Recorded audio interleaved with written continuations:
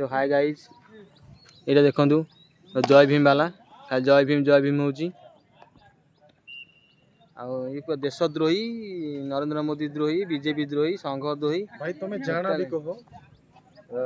मोर BJP RSS संग कोई मतलब नहीं मते देश संग मतलब अछि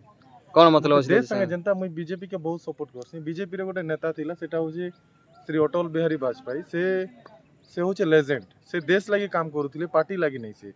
सो आपण माने भी मुई कांग्रेस रो केन दलाल नहीं से मते कांग्रेस संग भी कोई मतलब नहीं से मके देश संग मतलब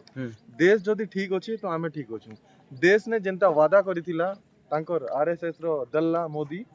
तो केनटा गोटे पुराणी छे आपण सब माने सब कहि दियोन हैला सब तो पुराणी कोन पुराणी तते देखा जाउन किसी ना डेवलप देखा जाउ नहीं से जेंटा ही छे सेटा कोन से कहिथिला पेट्रोल रो दाम कम हैला के से कहिथिला 15 लाख देबा सेटा कोला के